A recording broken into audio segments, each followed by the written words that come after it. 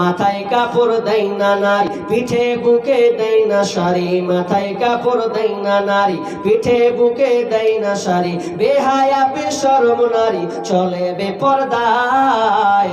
গজব কেন রে দুনিয়ায়, শান্তি কেন নাই রে দুনিয়ায়।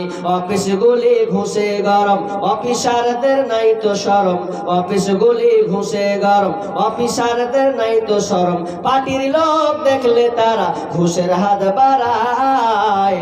গজব কেন রে দুনিয়ায়, শান্তি কেন নাই রে দুনিয়ায়। হে ভাবক ভেবে দেখো বসে নিরালায়। গজব কেন রে দুনিয়ায়, শান্তি কেন নাই রে দুনিয়ায়।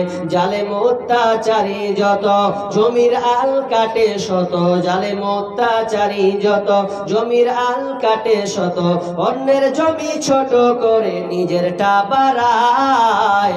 গজব কেন রে দুনিয়ায়, শান্তি কেন নাই রে দুনিয়ায়। হে ভাবক ভেবে দেখো বসে নিরালায়। গজব কেন রে দুনিয়ায়, শান্তি কেন নাই রে দুনিয়ায়। মাইকের আওয়াজ কমালো কেন? মুখ ভরছি তখন জোরে চলছে, দূর থেকে বলছি তখন সাউন্ড নাই। গলা টেনে নিচে পারো, মানুষকে বুঝার একটাই নেই। মুখ ভরছি তুমি জোরে, এখান থেকে একটু আওয়াজ হয়। সাউন্ডটা দেখো, তুমি লক্ষ্য রাখো কমছে কি কমে না। কালকে মাইকটা মাশাআল্লাহ খুব ভালো পেয়েছিলাম। এত সুন্দর মাইক, প্রশংসা করতে হবে বারবার, সব মাইক ফেল হয়ে যাবে। কালকে এত সুন্দর আওয়াজ কি বলবো, একটু এখান থেকে বলছি বলে জি ঠান্ডা হয়ে যাচ্ছে। সেদিনকে গাজালো বলে দিয়েছি, আব্দুর রহমান তাকে বেশি বলেছে আমার সাথে। মাইক ভালো পেলে কেউ ছাড়ে না, বলে বলতে ইচ্ছা করবে। মাইক মনের মতন থাকলে একটু বলতে জোশ আসে, ভালো লাগে। প্রতিদিন প্রোগ্রাম, একটা জায়গায় মাইক যদি খারাপ পেলি তো কালকে আর বক্তব্য দিতে পারবো না, সমস্যায় পড়ে যাবে। তুমি একটু লক্ষ্য রাখো ভাই, বক্সের সাউন্ডটা তুমি ঠিক করো, একটু করো, ভলিউম গলা বাড়াও। কি আছে, ফেটে পালিয়ে যাবে? আর লাগুক ফাটুক দেখি, তারপর দেখা যাচ্ছে।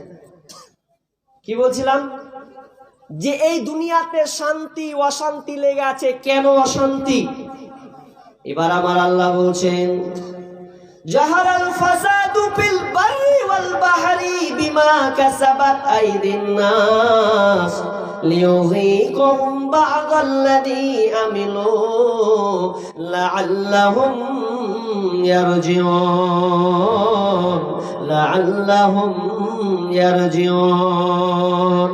জলে এবং স্থলে যত সর্ব জায়গায় তুমি বিপর্যয় দেখতে পাচ্ছ, যত হানাহানি মারামারি কাটাকাটি ফিতনা ফাসাদ যতগুলো তুমি দেখতে পাচ্ছ, বিমা কাসাবাত আইদিন নাস, এগুলো তোমার হাতের কামাই, হাতের ফসল। এগুলো তোমাদের কারণে এই চারিত্রিক বিপর্যয় তোমরা দেখতে পাচ্ছ। লিয়ুযীকুহুম বা'দাল্লাযী আমিলু, তোমাদের অনেক পাপের কারণে, অনেক তোমাদের খারাপি আমল কারণে এই আযাবগুলো আস্বাদন করা হয়। কেন করা হয়? কেন করা হয়? লাআল্লাহুম ইয়ারজিউন, যাতে বান্দা তুমি দ্বীনের পথে ফিরে আসো। এবারে আয়াতের একটা উদাহরণ দিই আপনাকে। আচ্ছা, এখানে মিস্ত্রির কাজ কে কে করেন? রাজমিস্ত্রি বুঝেন তো ভাই? এদিকার লোক রাজমিস্ত্রি বুঝেন? কি কাজ বলেন তো? রাজমিস্ত্রির কাজ কি? বাড়ি তৈরি করা, তাই তো? বাড়ি তৈরি করা। তাই এখানে রাজমিস্ত্রি কয়জন আছে? হাত তুলেন তো দেখি, গোনে গোনে দেখি। একটা, দুটা, আর নেই? ভাই আপনার তো বড় লোক হওয়ার কথা, এটা রাজমিস্ত্রি নেই বলছে। তা আপনি প্রতিদিন 1000 টাকা বাড়িয়ে দেন, দেখেন কেমন হয়।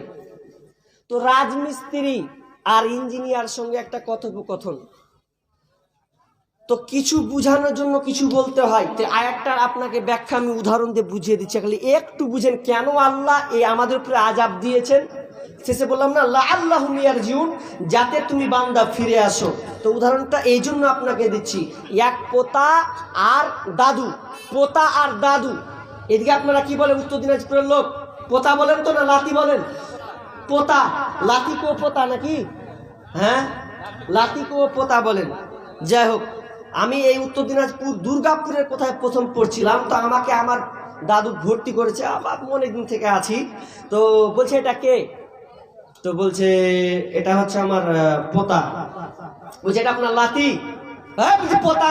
মানে লাতি, মানে ওরা লাতি পোতায় একই বুঝায়, আর আমরা পোতা বলি।